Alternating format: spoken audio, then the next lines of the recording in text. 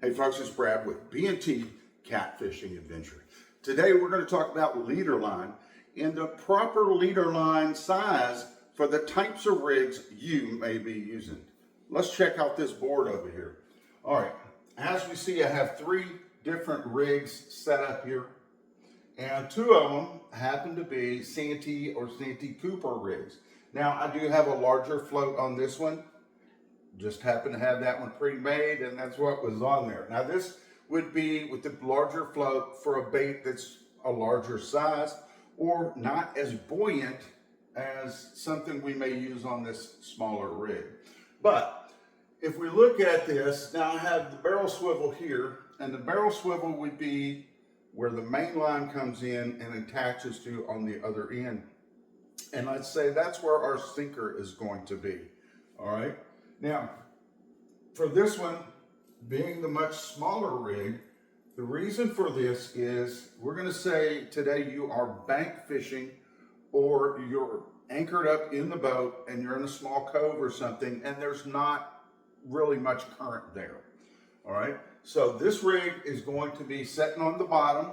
The sinker's got it pulled down, and the float is going to float your bait up right where we want it to be, hopefully there in that fish column, all right, for the depth you're at. Now, what the deal is different here than this one is, there is no current. So that float is going to go right up to where it's supposed to be right there and have the bait there. Now, we'll take a look at the longer line. Now, this line right here is probably 1.5 feet long on this deal. Now, this one is 3 feet, 2.5 to 3 feet long is what you want this one for. Now this is for if you're in the boat and you're dragging or drifting baits. So we throw it out. Again, your sinker is up where the barrel swivel is, holding it on the bottom. Now this is going to bring the bait way up here. But as the boat moves, it starts pulling backwards and it'll actually come down a little bit, so it's lowered somewhat. Now also it's out of the stuff that's being dragged by the anchor, the distractions or the debris that's being kicked up and the dirt on the bottom by the anchor that's dragging around. So it's back here and it's out of some of that stuff, but that bait actually, because of the float being pulled, is getting lowered as the boat moves somewhat. All right, so we want this line to be a bit longer. Now, we're going to go over to the third one we have over here, example.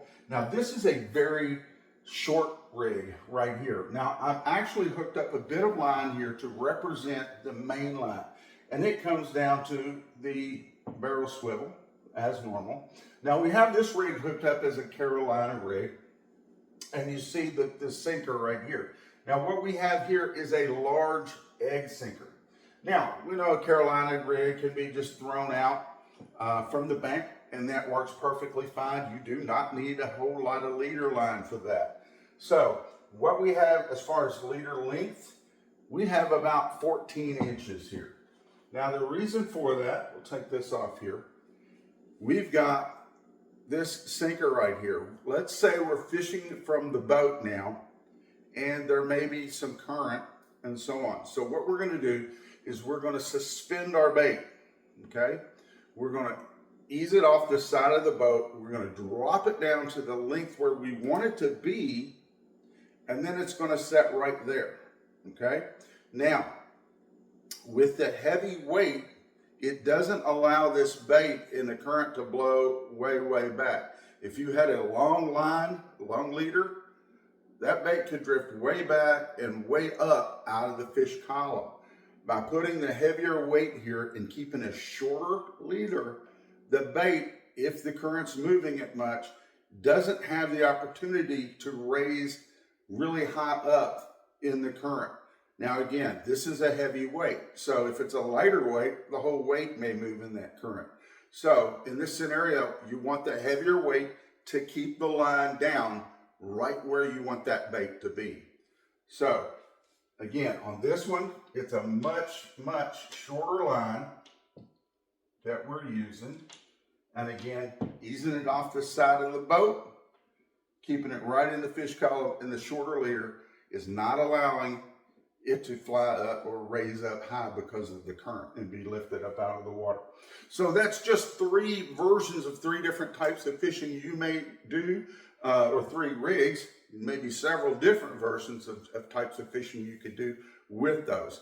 But I hope those examples help you and give you a better understanding of that. Leader lines are very important.